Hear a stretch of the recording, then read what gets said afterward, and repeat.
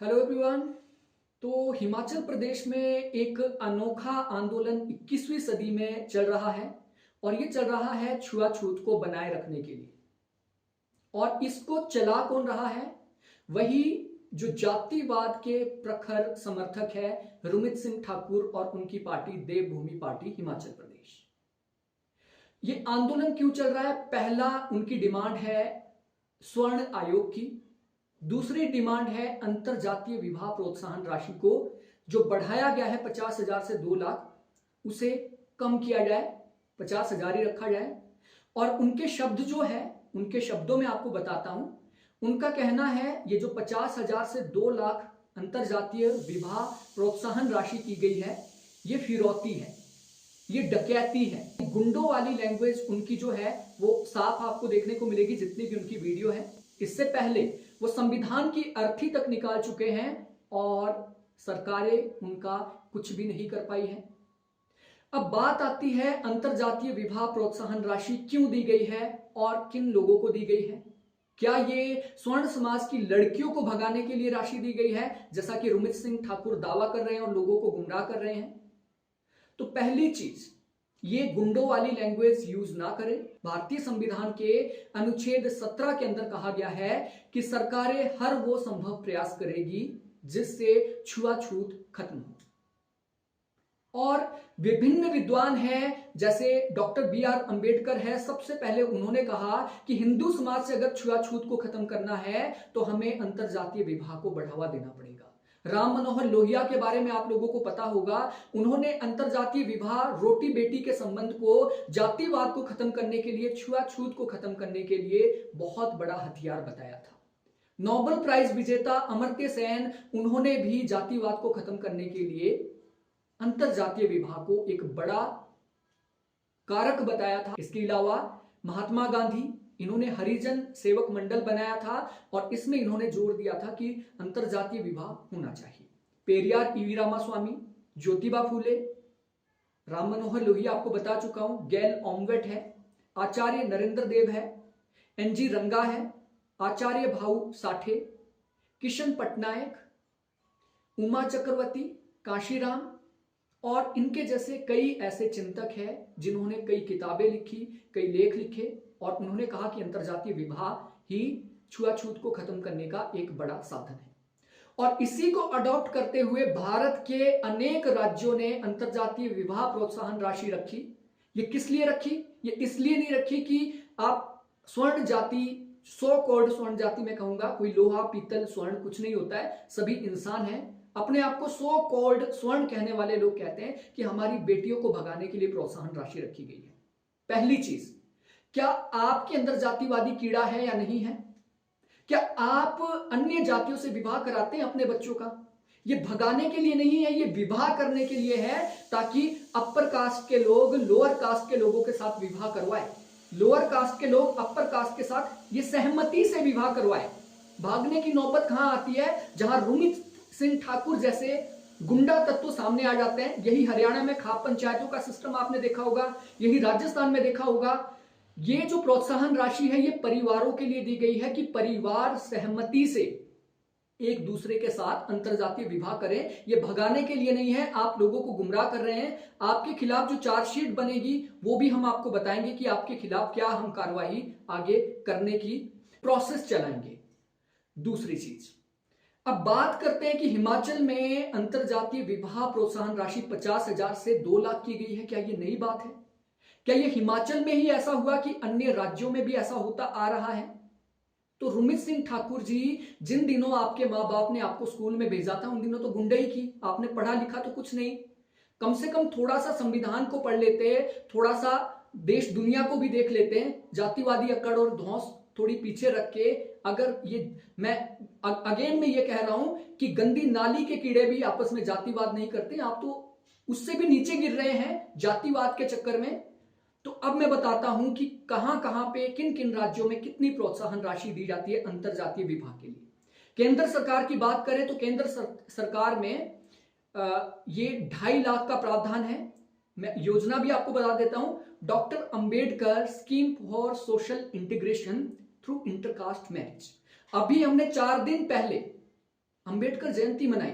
BJP वाले, कांग्रेस वाले, बसपा वाले, दुनिया भर के जो संगठन हैं सभी ने अंबेडकर जयंती मनाई। अंबेडकर के विचारों को मान कौन रहा है? वो भी बड़ी बात है, कोई भी नहीं मान रहा है।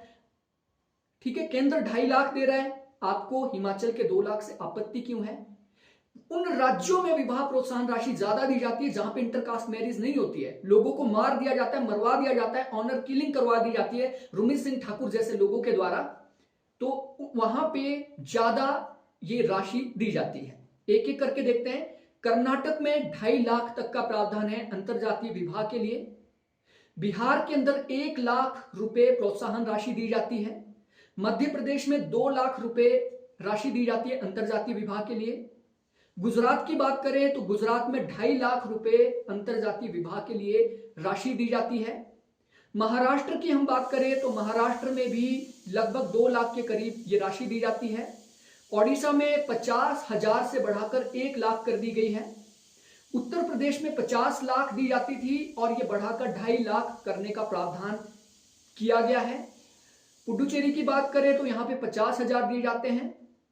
केरल में अंतरजातीय विवाह के लिए 3 लाख रुपए दिए जाते हैं। इसके अलावा भी अन्य राज्यों में अंतरजातीय विवाह के लिए जो राशि दी जाती है वो बहुत ज्यादा है। अब ये हिमाचल में ही इनको दिक्कत क्यों हुई? आप अंतरजातीय विवाह नहीं करवाना चाहते, आप छुआछूत को बरकरार रखना चाहते तो अपने घर तक रखिए। इसको अगर आप आंदोलन के तौर पे लाएंगे तो आपको बिल्कुल भी बख्शा नहीं जाएगा। अब बात करते हैं कि रुमित सिंह ठाकुर और उनका जो समर्थन कर रहे हैं उनके खिलाफ कौन कौन से केसेस हो सकते हैं और बनते हैं, जो किए भी जाएंगे और उनके खिलाफ एक्शन होगा, वो आपको मैं बताता हूं। रुमित सिंह ठाकुर जो काम कर रहे हैं उनके खिलाफ धारा 153A, आईपीसी की धारा 153A, प्रोमोटिंग एनिमिटी एंड हेट्रेड, लोगों के बीच शत्रुता बढ़ाना, नफरत बढ़ाना, इसके लिए उनके ऊपर कार्रवाई हो सकती है। दूसरा, उनके खिलाफ डेफेमेशन के थ्रू धारा 499 और 500 के तहत भी मुकदमा किया जा सकता है, क्योंकि ये किसी एक पूरे समुदाय की मान हानि कर रहे हैं। इसके साथ साथ लोक सेवक के कर्तव्य निर्वहन में बाधा डालने का ये काम कर रहे हैं। इसके साथ गैर कानूनी जमाव यानी अनलॉफुल असेंबली के लिए आपके ऊपर केस बन सकते हैं, आपके ऊपर कार्रवाई हो सकती है, क्योंकि आप संविधान की धारा 17, संविधान के अनुच्छेद 17 जो कि छुआछूत को खत्म करने के लिए प्रावधान करता है, डीपीएसपी के अंदर छुआछूत को खत्म करने के प्रावधान है, और संविधान के आधार पे छुआछूत निषेध अधिनियम, एट्रोसिटी प्रिवेंशन एक्ट, कई ऐसी धाराएं आपके खिलाफ बन सकती है। आपके ऊपर धारा 147 के तहत मुकदमा बन सकता है। कारण क्या है? आप दंगा भड़काने की कोशिश कर रहे हैं।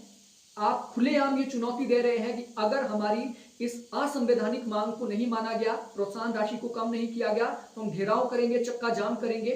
तो वो भी आपके ऊपर बनता है। एट्रोसिटी का आपके ऊपर केस बनेगा, क्योंकि आप पूरे समुदाय को टारगेट कर रहे हैं।